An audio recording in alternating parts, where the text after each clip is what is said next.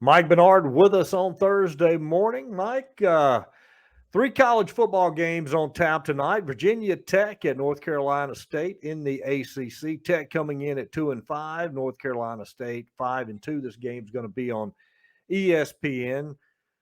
Virginia Tech on a four-game losing streak. I'll tell you, since Frank Beamer left, Virginia Tech hasn't been the same. Their offense can't get it going. They failed to score 20 points in 4 of their 7 games. North Carolina State, the Wolfpack, they lost Devin Leary for the season. Jack Chambers is going to get the start. He's had 12 days to prepare since the Pack is coming off a bye week. That's going to be a benefit to them. Yeah, sure. And you talked about the offensive woes.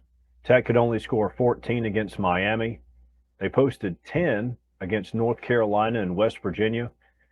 And they're making opponents' defenses look really good when they're not. Wolfpack laying 2 touchdowns in this game, despite losing Leary at quarterback. These schools are both in the ACC, of course, but they don't play that often. They last met in 20.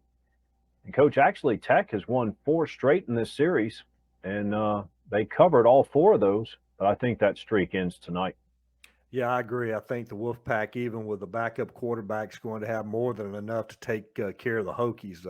As again, we mentioned earlier, since Frank Beamer left, they've just kind of wandered in the wilderness, so to speak, out there. The Sunbelt game tonight, Louisiana, Lafayette, whatever we want to call them. We can go back all the way to southwestern Louisiana, but Yep. 4-3 taking on the Golden Eagles of Southern Miss at 4-3. These teams last met in the 2016 New Orleans Bowl. The Eagles got the win that night, and they also won the previous meeting in 2008. Both teams in the West Division of the Sun Belt, and they're kind of playing catch up. They both trail Troy and South Alabama. Yeah, they do. And Troy getting that win over South Alabama hurt me a good bit because I've got South Alabama at 13-1 to win that conference, but they're not out of it yet. But it seems like Southern Miss and Louisiana, basically, they are out of it. But we'll see. Cajuns come into this season on a 16-game winning streak. They won their opener, so they made it 17 in a row, but then they lost 3 straight to Rice, La Monroe, and South Alabama. But they did win their last 2 over Marshall and Arkansas State. So maybe they're settling in after, remember, they lost their coach and their quarterback last year. Southern Miss head coach Will Hall, he grades out pretty well through 7 games. They're 4-3. That exceeds preseason expectations. But, Coach, last week they scored to go up 5, pending the extra point with like less than 10 seconds in the game, and he kicked the extra point. Of course, it didn't cost them, but there's no difference. You got to go for 2 there. Didn't cost them, but worth noting. In the Pac-12 tonight, Utah at 5-2 taking on the Cougars of Washington State 4-3. Both teams are coming off a bye week, so they should be healed up and ready to go. Cougars, you look at them, you're not that impressed, but they're 3-1 at home, and Utah's 1-2 on the road.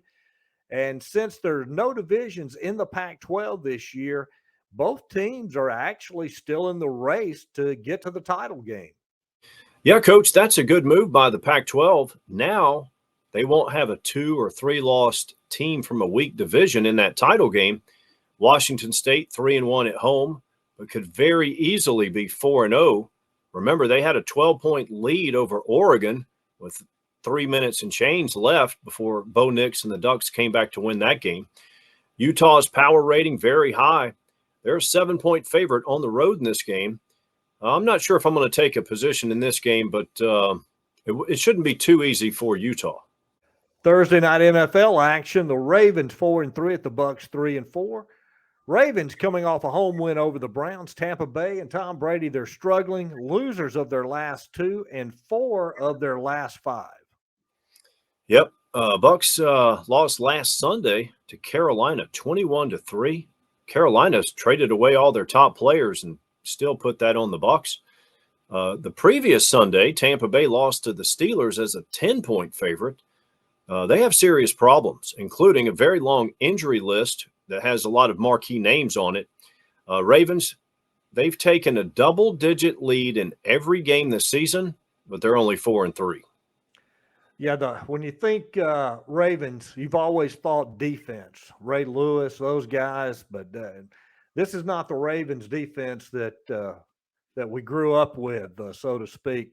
They're allowing 23 points per game, and they're blowing leads. They're getting leads, and the defense is just giving those things up. Their pass defense, it ranks in the bottom 7 of the league. They're allowing almost 370 yards per game. As again, this would be unheard of in days of old for the Ravens defense. Right. And, both teams have a lot of issues and concerns.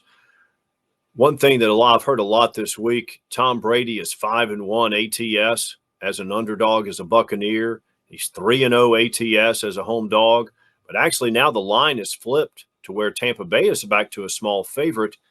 I'm going to lean Ravens here, and not a big play, but I'll take the Baltimore Ravens. All right, Mike, appreciate it as always. We'll be back tomorrow, Friday morning, on Inside the Numbers, taking a look at all of college football for Saturday. Yep, look forward to it, Coach.